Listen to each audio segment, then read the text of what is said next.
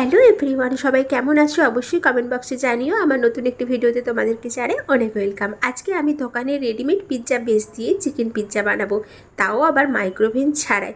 Pizza খেতে আমাদের কিন্তু কম বেশি সবারই খুব ভালো লাগে, তো বাড়িতেই যদি খুব কম খরচে বানিয়ে ফেলা যায় তাহলে কিন্তু মন্দ হয় না। চলো প্রথমেই আমরা জেনে নেব পিৎজাটি বানানোর জন্য আমাদের কি কি প্রয়োজন।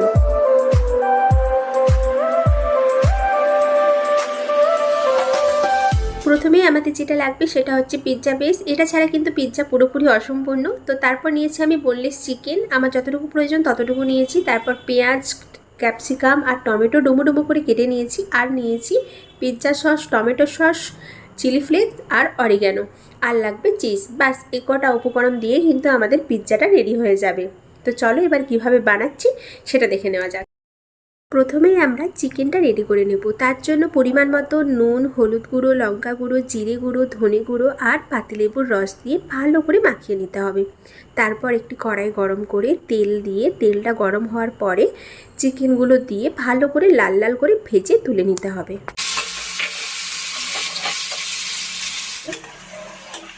চলো এরপর আমি পিৎজা বেসটির ওপর পিৎজা সস এবং টমেটো সস দিয়ে ভালো করে চারিদিকে লাগিয়ে নেব।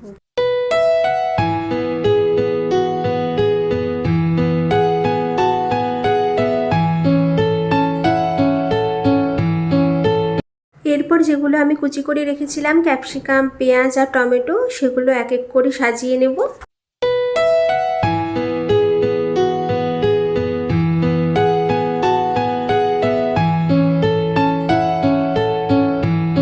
এরপর আমি যে চিকেনটি রেডি করে রেখেছিলাম সেটাও এক এক করে দিয়ে দেবো। আর দেবো অরিগ্যানো, চিলি ফ্লেক্স আর চিজ। আমি এখানে আমুলের চিজটা ইউজ করেছি, তো তোমরা যে কোনো কোম্পানির করতে পারো যেটা তোমাদের ভালো লাগে।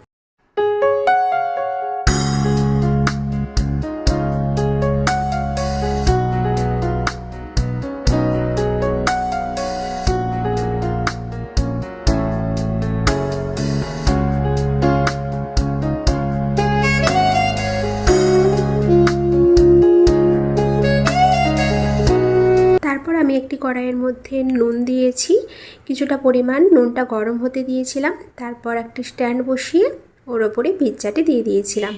তো তারপর ঢাকা দিয়ে দিয়েছিলাম প্রায় 15 থেকে 20 মিনিটের জন্য। প্রায় 20 মিনিট পরে ফিরে এলাম। তো পিৎজাটি কিন্তু পুরোপুরিভাবে রেডি হয়ে গেছে।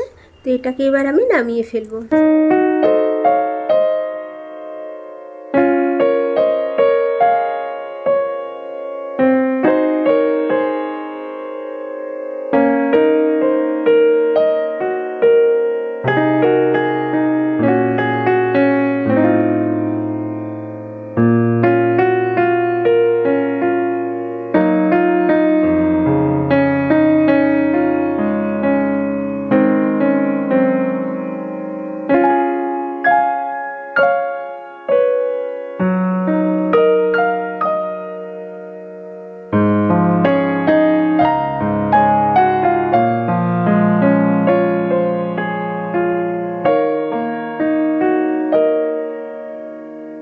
রেসিপিটি তোমাদের কেমন লাগলো অবশ্যই কমেন্ট বক্সে জানিও। ভালো লাগলে একটি লাইক করো আর চ্যানেলটিকে সাবস্ক্রাইব করে পাশে থেকো। পরবর্তী ভিডিওতে দেখা হচ্ছে। ততক্ষণ তোমরা সুস্থ থেকো, ভালো থেকো। আজকের মতো টাটা।